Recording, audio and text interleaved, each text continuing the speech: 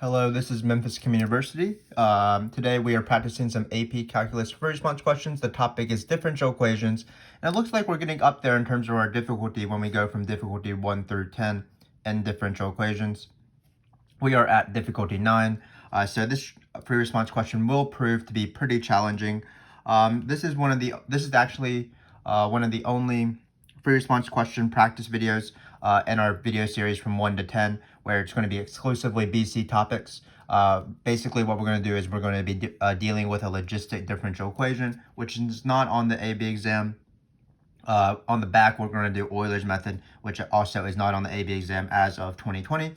So if you're an AB student, you can certainly stick around and try to learn something, but I will not fault you for leaving. But keep in mind that difficulty 10, while it might be more difficult than number 9, there are some AB topics on that one, so you can go check that out instead. But for all you BC students, this is going to be a good reminder of how logistic differential equations work. We're actually going to derive the solution to a logistic differential equation, eventually using partial fractions, as you'll see. So it should be pretty fun. And then we'll talk about sort of what the logistic differential equation graph looks like with the carrying capacities and things like that. So let's get started. I am getting pretty excited. We have my friend Phoenix here. Phoenix lives in a population of other phoenixes. That makes sense. At time is equal to 0. The population is found to be 25 phoenixes. So at time is equal to 0, there's 25 phoenixes wherever she is living. Phoenix has, of course, some videos on our channel if you want to check those out. She is a good explainer. But for now, we are going to do this equation. So part A will take the majority of this video because we have to solve this differential equation. Once we solve the differential equation, it should be good to go. So we have the normal differential equation. We have the initial condition as the sentence provides.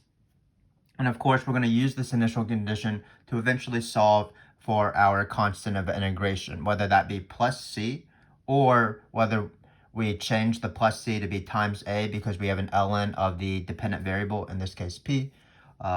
Then we would solve for that a instead, but this point will always be used to solve the initial condition, as you'll see, or to solve for the constant of integration. The initial condition solves for the constant of integration. So I'm glad you're with us. If you want easier practice of these videos, I would check out our previous videos, especially difficulties 1 through 4, when I talk about separating and integrating in the two different ways, where you have a non-ln potentially and the ln potentially. But for now, let's get started. So I've already written a little bit of the work here because I sort of messed up in my first recording of this video. So let's see if I can reveal some of this stuff. So I just rewrote my differential equation right here. And then now I'm going to do the separate step. Remember, it's always separate and then integrate. So when you separate, just keep in mind that you always want to keep this 1 over 1,000 on the t side because you don't want to introduce it into a denominator. That would be just awful. Also, try to resist the urge of distributing because then it'll be harder to separate. So I'm not going to distribute any of this. And then anytime you're separating, you're really just multiplying and dividing certain things in different directions. So in this case, we're going to be multiplying this little guy over dt because this will be the t side, the right side. Then we are going to integrate, or not integrate, divide this by this. So this says dp over p over times 100 minus p. So basically, I just took this guy and then put it downstairs, and then we have this. So I finished my separation step. All my p's are on one side. I don't know what this little mark here is. I messed it up. But all my p's are on one side and all my t's are on one side. So that's great. Let's take an integral of both sides. The integral of this side is pretty easy. The integral of like 3 is 3x or 3t, depending on your constant of integration. So in this case, this integral is just going to be 1 over 1,000 times t plus c. Remember, the plus c is, of course, very important. This integral, though, takes a little bit more work because this one takes a little bit more work, certainly, because it's going to be partial fractions. One of the integration topics that are on the BC exam that a lot of students have trouble with. But basically, you just need to know how it works. So we're going to do this integral on the side, actually. So this is what I have here. First off, what you do is you take your integral, and then you split it up in this a and b thing. So we already factored it. If it wasn't factored, we would already factor it. And basically what we're trying to do is we're going to try to split up this more complex integral with a crazier denominator into these two simpler integrals. But what we have to do is we have to solve for a and b. So how to do that is you always cross multiply. So I have a times 100 minus p plus b times p, and then you set it equal to the numerator of the top. So the numerator of the top is just 1. So some students get confused when it's so simple like this with the numerator, but you can write this as 1 over this thing times dp. So the numerator is just 1. And what this equation will allow us to do is it will allow us to set up a system of equations. I call it, there'll be one equation with a variable, in this case p, and then one equation with only constants. Keep in mind that a and b are not variables. They look like variables, but we're about to solve for them. They're actually constants. Like, we're going to plug in certain numbers into a and b. So again, we're going to set up a system of equation. If you want, you can distribute this. Some students like to do that. So let's write that down. So I'm going to write that slowly. And then again, we're going to have a p equation and then a not p equation. So the p equation looks like it's going to be, this should be a, because I didn't distribute I distributed wrong. It should be a times 100 times ap. So always making mistakes in these videos, but hopefully you know that making mistakes is part of the process. So if you can't read this, it says AP, sort of for the AP exam, but A is the constant that you're solving for, P is the population. So again, we're going to set up two equations. One equation has the P's. So notice on this side, we're going to have minus AP plus BP. And then how many P's are on this side? Well, there's 0, so we're going to set it to 0P. That will give us the equation 0 is equal to minus A plus B once we divide by P. Then we're going to look at the constants side from this equation. Well, on this side, there's only one number, just 1. And then on this side, there's only one number, 100A, because both of these have variables. So you have this small little system of equations. It looks actually pretty harmless, because in this case, we get A is equal to B. If we rewrite this, adding the A over to the other side. So you can always do a system of equations and however you want. You can do substitution, you can do elimination. But in this case, the system of equations is actually very easy. If you notice, it's just going to be 1 over 100 is A, but A is equal to B, so B is also 1 over 100. But notice it is taking me quite a bit of work to do the separate step and the integrate step. The integrate step is usually just take the antiderivative. But in this case, because it involves partial fractions, it was a harder integral to do. We are not done, of course, with the integral. So what we're going to do is we're going to take this integral right here, and then we're going to replace the 1 over 100 with A and 1 over 100 with B. So let's do that real quick. So we're going to go to this guy right here. We're going to run out of room, of course, but that often happens in these videos because I don't really not really organized. When you replace the 1 over 100, I wrote, this is also B. When you replace the 1 over 100 with A and the 1 over 100 with B, just keep in mind that you can do it in one step where you plug in 1 over 100 into the top, but then immediately take it out of the integral, because I always like to take my constants out of the integral just to make the integral itself a little bit easier to deal with. So in this case, we're going to have 1 over P plus the integral. Let's just write it on the next line. Again, this is kind of unorganized. I apologize for that. So let's write just plus here. And then it's going to be 1 over 100 minus P. And then if you want, you can write dP for each of these. So again, all I did was I took my 1 over 100, which were both A and B, because the system of equation was pretty simple. I replaced 1 over 100 with each of these. I split up the integral, and then I took out my 1 over 100 on each one. So I 1 over 100 outside, 1 over 100 outside. And now I have accomplished the goal of partial fraction decomposition. I've changed this harder integral to two simpler integrals. Remember that it's always ln on the level of the AP exam, because always these are linear terms that are not repeating. In college, you might see some harder examples, but for now, these are always ln. So this is 1 over 100 ln of 1 over ln of p, sorry, because it's just the ln of p. And then this one, just keep in mind, remember that sometimes it's not always just ln. There might be a constant attached to it because of a chain rule or a u sub issue. So in this case, the derivative of this function right here, 100 minus p, is of course -1. So you're going to multiply by the reciprocal of -1, which is just multiplying by -1. So that's why when you take the antiderivative here, it's going to be ln of 100 minus p. But it's not going to be plus here. It's going to be minus. And that's the key step, because again, this is from the derivative of the inside function, the inside function being 100 minus p. So it's not just ln like this, because the derivative of this one is just 1. In this case, the derivative of 100 minus p is -1, so you need to multiply by the reciprocal of -1. If you need to, you can do a u sub on the side, like let u be 100 minus p, du be equal to minus du, integral of 1 over u with a negative in front, and then it would have to be negative ln of u, which would be this. So you can do all the steps, or you can just do the u sub in your head, sort of.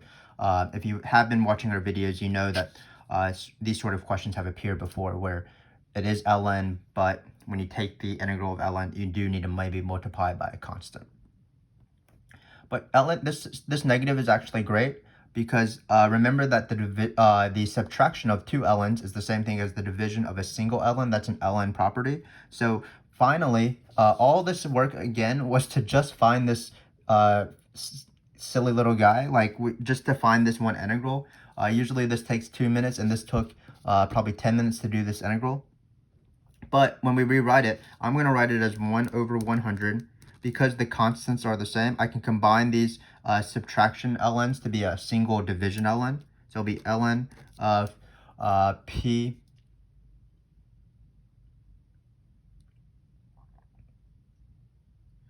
ln of p minus 1 over 100 minus p.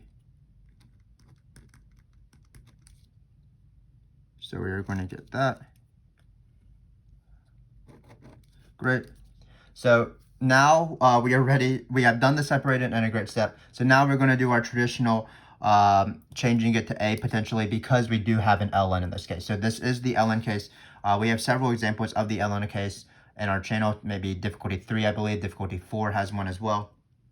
But what you want to do is, it's going to be hard to deal with, to plug in 0 and 25 into this, because the ln will, C will be involved with an ln, and students get confused with the ln. So what we like to do is we like to transform the plus C into an a.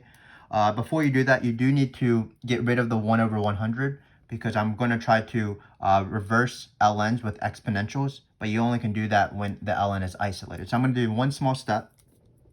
I'm going to take the ln to the other side, or the 1 over 100 to the other side. 100 over 1000 is 1/10. So you're going to get 10. We'll write equal. And if you want, you can write plus 100c, but c is a constant, and so c is a constant. So you can just leave it as plus c if you want. If you want to, you can write plus 100c, but c is a constant that we'll eventually solve for. And we're about to change it to an a anyway.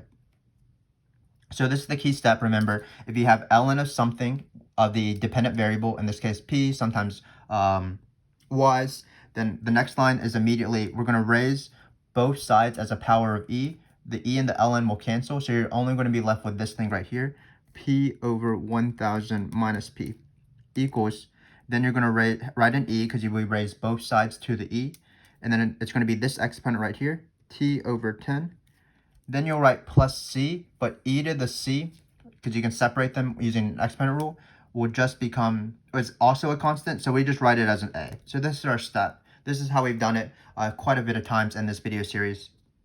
When you have ln of something with a dependent variable, and then you have a function of the x or the t, the next line immediately is whatever was in the ln, e to that function, and then an a in front. So hopefully that makes sense. That's how you do these ln cases. Again, if you're having trouble with this, go watch our previous videos where we sort of explain this more in depth and provide more examples. So in this case, now that we have the a, we immediately go for the a. So what we're going to do is we're going to plug in 0 equals 25. So 0 is going to go into t. That's great, because e to the 0 is 1. So you're just going to get a. And then finally, we are going to plug in 25 into this function right here. So it's going to be 25 over, hopefully you can read this. My pen is not dying. The perils of technology. I don't know why my pen is dying. 100 minus 25. Hopefully you can tell what that is, 120 minus 25. Why is my pen dying? I'm not sure.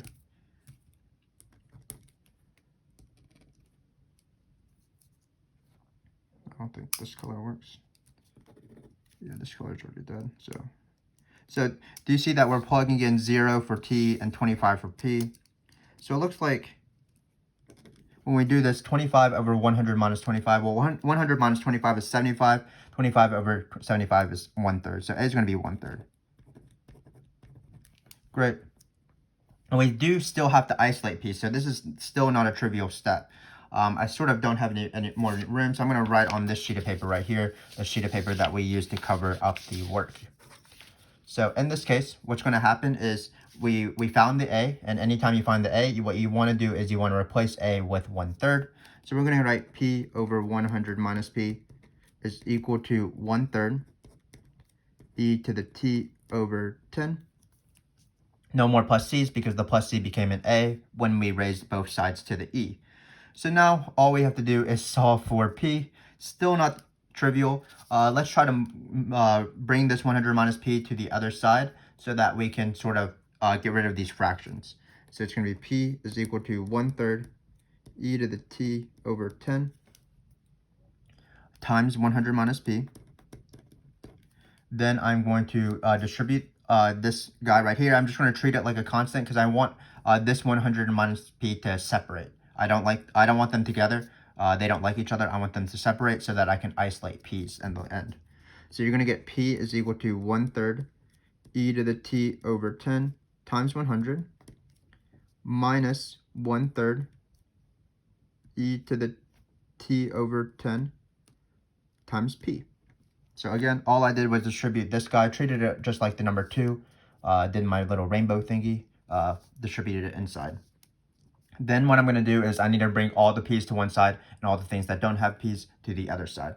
So I'm going to take this guy, add it over.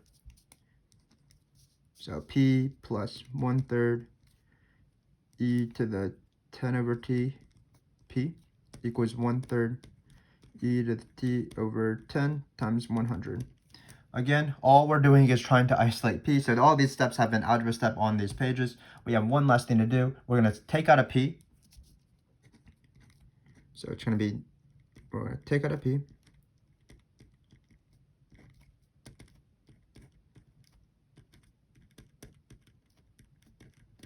And then we factor out a p of both of these, and then we're finally going to divide by this thing, and we are finally done. So it's going to be 1/3 e to the 10 over t times 100 over 1 plus 1/3 e to the t over 100.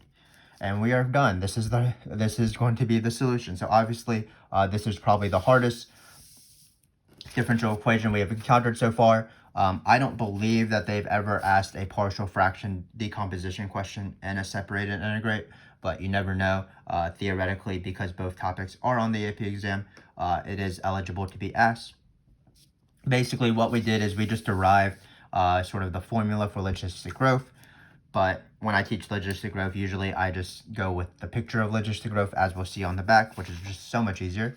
But let's just remind ourselves what we did here, and then we will move on to the by far easier questions. So I was glad that you were able to enjoy that with me, but let's recap what we did. So first thing we did is we rewrote it and then separated. We separated carefully by taking these p's to the one side, taking this dt over. Then we just take the integral of this. This was pretty easy because it was just a constant. So the integral is just 1 over 1,000 times t. And then for this guy right here, we had to do a lot of work with partial fraction decomposition because that's what the integral required. What you do is you break it up, the denominator, and then you cross multiply to set up this equation right here, which allows you to set up a system of equations to solve for a and b so that this partial fraction decomposition is validated. I don't know what the word validated is, but validated. Basically, a and b needs to be this number so that when you break it up, it will be logically consistent with this. Then, when you have this equation, you set up a p equation and a not p equation. So the p equation was this, 0p is equal to minus AP plus BP. And then you set up a constant equation. 100A is equal to 1. There's no constants with the B. So we got this easy system of equation, A equals B, and it ended up being A and B were both 1 over 100. Then we replaced A and B with 1 over 100, took them out of the integral. Took these integrals, one was ln, the other one was also ln, but there was a minus in front because we needed to account for the derivative of 100 minus p. Finally, or not finally, we're just midway through the question, but we changed subtraction of ln's to division of ln. So when we took this integral, really this is the best antiderivative, the best form of the antiderivative. Then we saw that we are in the ln case, which happens about 50% of the time. A little bit more complicated, obviously, in this example. So when you're in the ln case, what you want to do is you want to first get rid of this constant right here. So what we did is we brought up 100 to the other side, and 100 over 1,000 is 1/10. Then we did the key step of getting rid of the ln by changing the plus c to be a times an exponential. We raised both sides to the e. Basically, this, whatever's in the ln is on the left side, and then it's a e to whatever this function is, the plus c becomes an a. Once you write the a step, you immediately plug in 0 and 25 to solve for the a. In this case, because e to the 0 is 1, you're going to get 25 over 100 minus 25, which is 25 over 75, 1 over 3. Then you replace the a with that 1/3, which is in this case right here. And it did take quite a few algebra steps to even find the population. First, we had to cross multiply. Then we had to distribute this thing, treating it like a constant almost because we want to solve for p. Then we brought this p over because all the p's need to be together. Finally, we factor out a p and divided by this thing, and this is the final answer. So a lot of work. And again, this is going to be the majority of this video. So let's do this last little B part. This is actually called the carrying capacity. It is very important in a logistic growth question. We'll talk about it more on the back, but now that we've already written this equation, let's take the limit as t goes to infinity of this equation right here. So as we do limit of t goes to infinity, then you'll have p. Well, there's two spots where t goes, one right here, one right here. Notice if you plug in infinity, whatever that means, you're going to get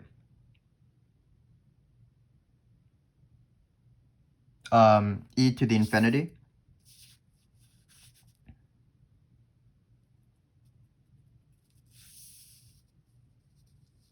So you're going to get e to the infinity because infinity over 10 or infinity over 100 is e to the infinity. Then what you want to notice is that when you plug in infinity, e to the infinity is infinity because you're multiplying infinity a bunch of times. So you're going to actually get infinity over infinity, which allows us to L'Hopital. So let me just L'Hopital really quick. So this requires L'Hopital. So this is a little bit harder than I expected, but you get infinity or infinity. So when you take the derivative of this with respect to t, you are going to get the same thing because e to the to an exponent's derivative is e to that thing times 1/10 because of the chain rule. So 100 over 1/10 will be 10. So we're going to get 1/3. So all I'm doing is L'Hopital, taking the derivative of the top. So it's going to be 1/3 e to the 10 over t times 10 now. Because again, we multiply by 1/10. Then the derivative of the bottom is pretty easy. Well, the derivative of this 1 is 0. I don't know why I wrote 100 here. I'm sorry about that. When we divide this, this is just 10. So on the bottom, this derivative will still be the same. So it's going to be 1/3 e to the 10 over t times 1/10 again. But there's just no 100 to cancel out this 10. So finally, notice that all of this will cancel with all of this, and you're going to get 10 over 1 over 10, which is 100. So this is going to be the limit. Let me again describe what I did because I don't feel like I explained it very well. So we're doing the limit as t goes to infinity. Basically, what we're trying to do is as time goes on forever, we are going to try to find what the population tends towards. So when we do the limit as t goes to infinity, we treat it sort of like any other limit. We're going to quote unquote plug in infinity into our t's here. So when I plug in t into infinity into here, you're going to get e to the infinity and you're going to get e to the infinity. Keep in mind that this is t over 10. I don't know why I wrote 100. It should be t over 10 because we divided by this. So e to the infinity is the same thing as like 2.7 to the infinity. So you're multiplying 2.7 infinite number of times. That's going to be infinity. Then you're going to have infinity over infinity. So what we did is we L'Hopitaled.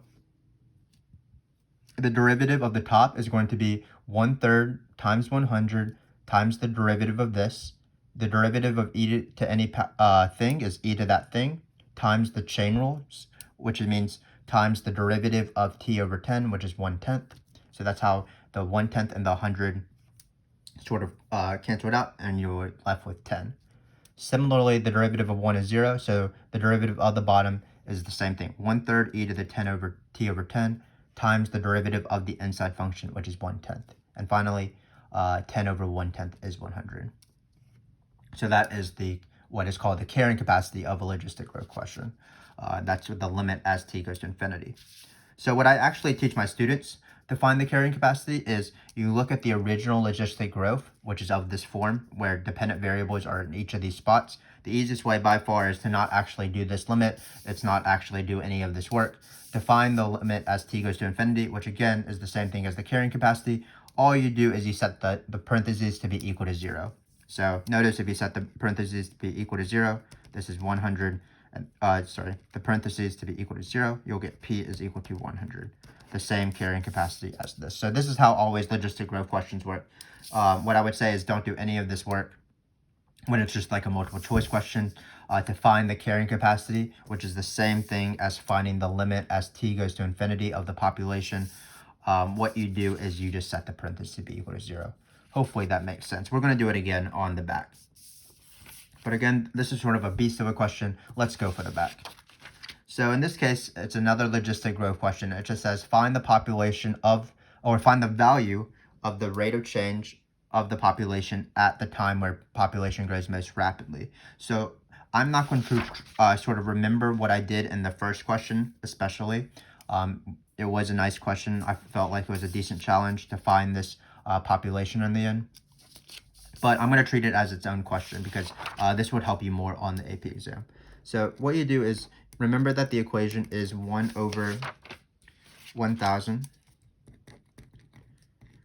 p times 100 minus p. So this is the differential equation from before. But again, I'm just going to start off with this. I'm not going to go and do some sort of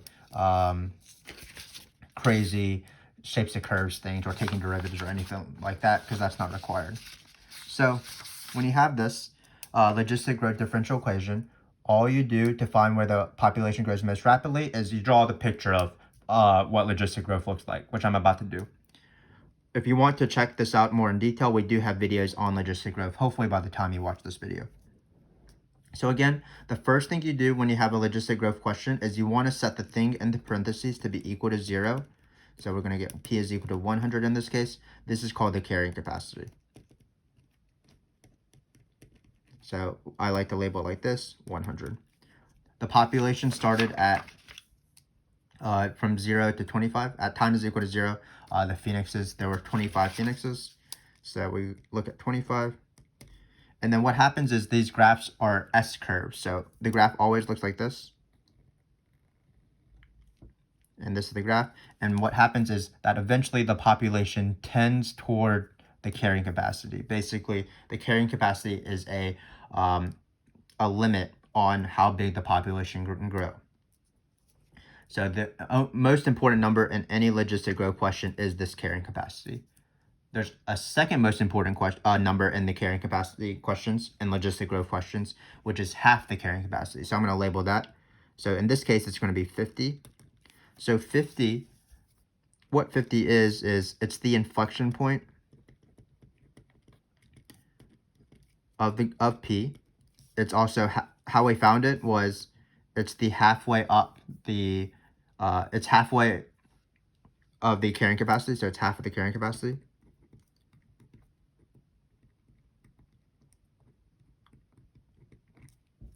So basically, why is this an important number. It's the time, or it's the population where there's enough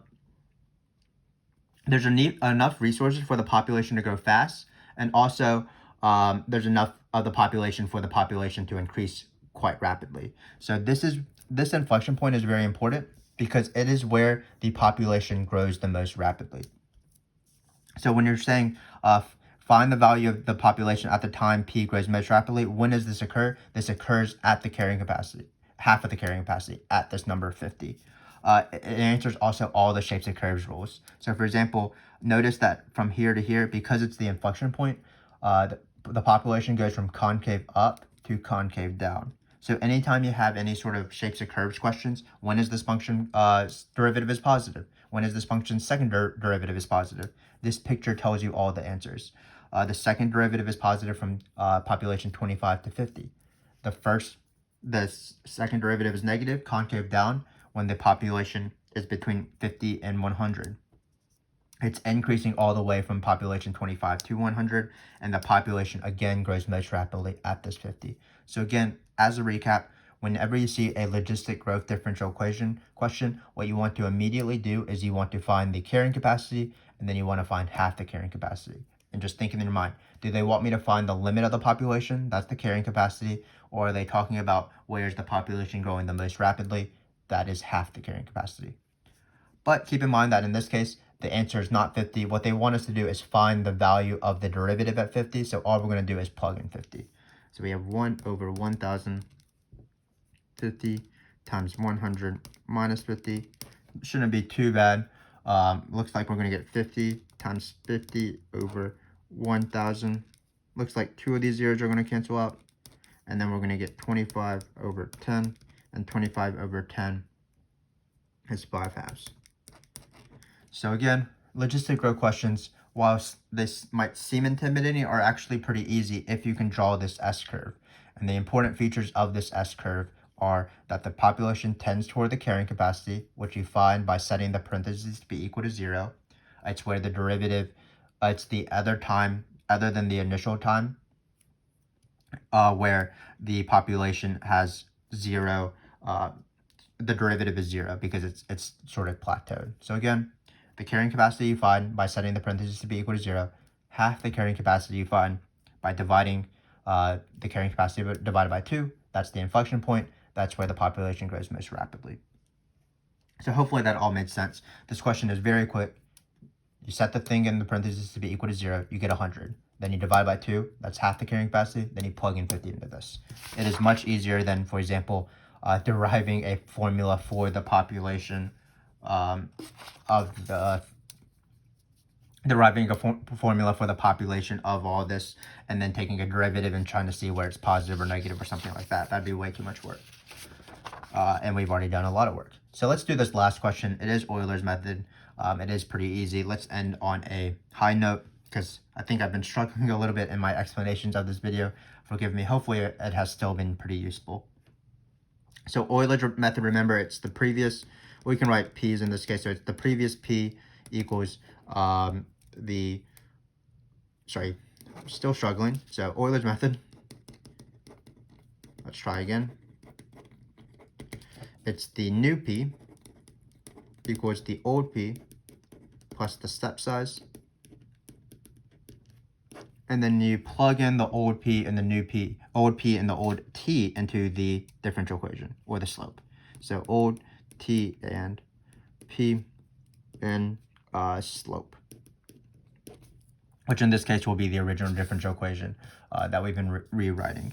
So keep in mind, sometimes people would like to use the word previous, but all this is just the equation of a line. So let's do that real quick, and then let's call it a day, because it has been a long day. So what I like to do is I like to write out my first thing. Let's write out the differential equation on the side. So it's 1 over 1,000 p times 100 minus p. That's great. Two step sizes. So we're going to approximate 20, which means that the step sizes are going to be 10 and 10. So I like to write out the initial condition first. So I'm going to write t is equal to 0, p was equal to 25, I believe, because the initial population is 25. and now we are ready to do Euler's. So what it is first we're going to find the population at time is equal to 10, because that's one step size. It's old p, so it's going to be 25, plus the step size, which is 10, 0 to 10. And then what you do is you plug in old t, old p into this differential equation, but it looks like you're never plugging in 0. You're only going to plug in 25. So let's do that real quick. It's going to be 1 over 1,000. Then it's going to be 25 times 100 minus 25, which is 75. So let's cancel out some stuff. Looks like let's just do it slowly because we have been struggling. So this 10 and this 1,000 will cancel out, and you'll get 25 over 100. And look at this. Looks like we're going to get 25 over 100 is going to be 1/4. And then times 75. So 25 is, of course, 100 over 4. So you're going to get, in the end, 175 over 4. Just be careful with these fractions. Great. So again, we plugged in the old t, old p, but that really just required us plugging in the old p into this equation. Finally, we're going to do the second step right here. T is equal to 20. Second, last part of the question. Let's finish strong. It's the old p or the previous p, so we're not going to use 25. We're going to use the thing we just found, 175 over 4. The step size is 10 still. Then it's going to be 1 over 1,000. And we're going to plug in this previous p into this. But notice there's no t's in this equation, so we're really just plugging in this 175 over 4 number. So it's going to be 175 over 4. My pen is dying. Come on, you can finish. 175 over 4 times 100 minus 175 over 4. This is going to be a little bit difficult, but let's just do this last math sort of on the edge here. Hopefully you can see this. So I'm just going to try to simplify this because I might as well. I've done so much work in this video. Might as well finish and complete everything. So we're going to have them get 175 over 4. The 10 and the 1,000 are still going to cancel to be 1 over 100. So it looks like it's going to be 1 over 100 times 175 over 4. And then 100 is, of course, 400 over 4. 400 minus 175 is 225, I believe. So we're going to get 225 over 4. This is going to be a quite annoying number.